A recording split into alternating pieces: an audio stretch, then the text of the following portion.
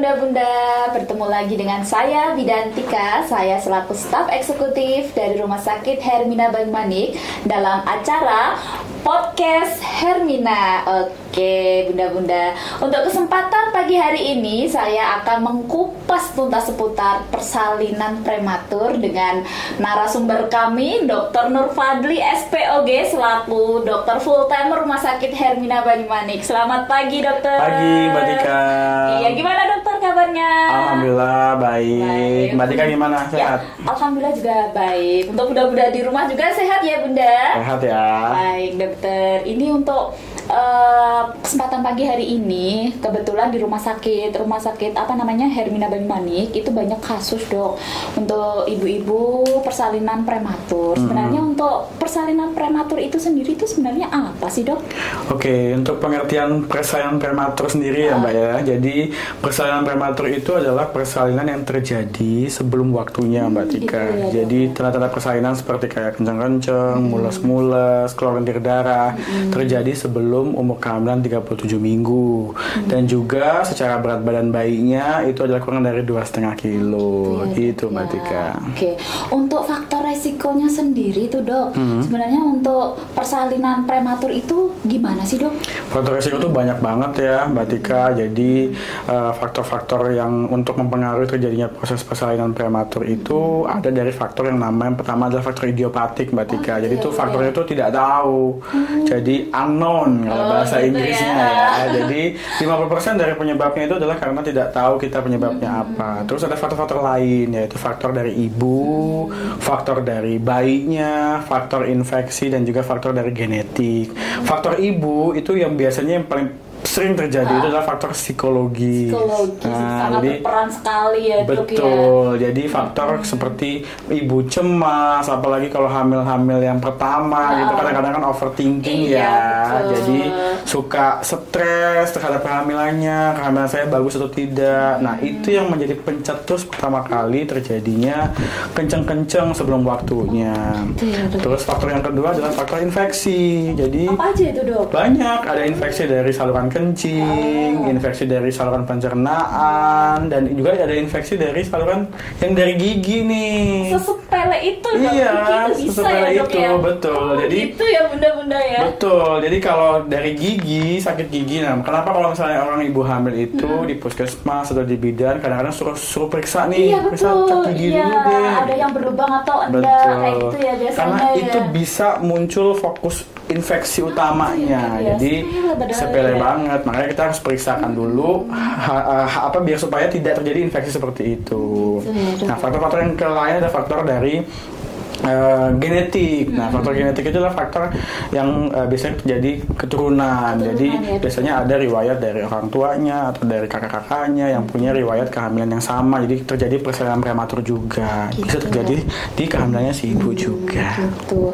Nah, ini untuk apa namanya tanda dan gejalanya dok. Mungkin kan ada beberapa bunda-bunda yang, aduh ini sebenarnya itu sudah ada tanda dan gejala, tetapi dari bunda-bunda itu tidak sadar atau tidak menyadari.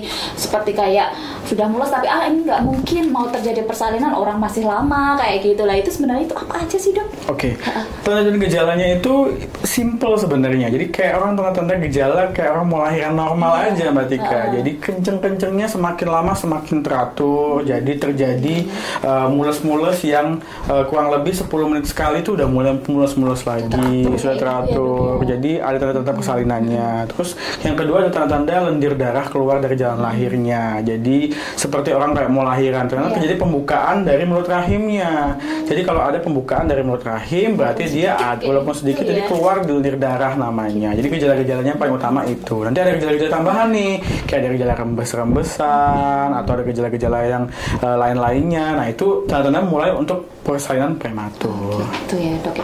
Berarti kalau untuk bunda-bunda yang sudah ada tanda-tanda yang sudah dijelaskan atau disebutkan sama dokter Nur Fadli harus segera ke IGD atau ke rumah sakit terdekat ya dok yang mendapatkan penanganan segera ya dok ya.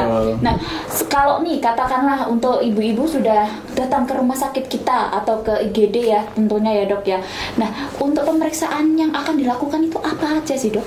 Oke, pemeriksaan yang dilakukan tuh pasti nanti kan kalau dari ibu ini udah mulai tanda gejala nih, gitu kan. Jadi harus datang ke IGD, nanti akan lakukan pemeriksaan pertama kali itu pemeriksaan namanya CTG.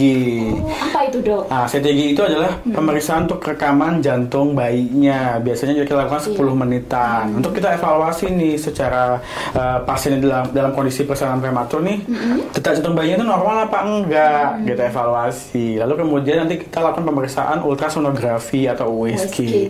Iya, untuk melakukan pemeriksaan itu untuk mengetahui apakah ibu ini benar nggak sih kehamilannya masih prematur atau cukup bulan. Karena kadang-kadang tuh ibu tuh suka lupa. Nah, itu dong. Banyak sekali tuh. Betul.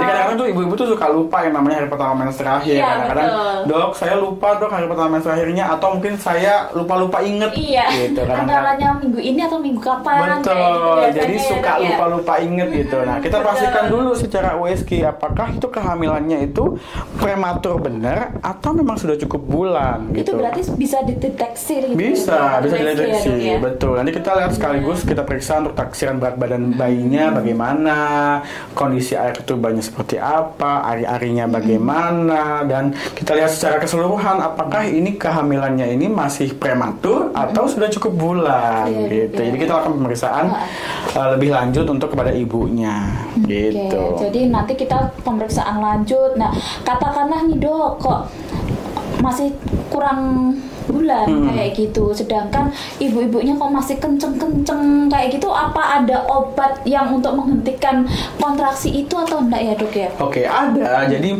kenapa kalau misalnya dia terjadi persalinan prematur harus segera datang ke IGD? Karena kita harus pondokkan dulu ibunya. Gitu ya, Dok, ya? Iya, kita harus pondokkan dulu dengan berharap kita pertahankan semaksimal mungkin, secukup bulan mungkin. Jadi kita kasih obat-obatan. Yang paling pertama adalah obat namanya tokolitik atau pemberian obat untuk menghentikan kenceng-kencengnya ibu. Karena kalau semakin ibunya kenceng-kenceng akan semakin terbuka tuh jalan lahirnya. Berlangsung terus. Proses persalinannya berarti. Betul. Ya, Dok ya.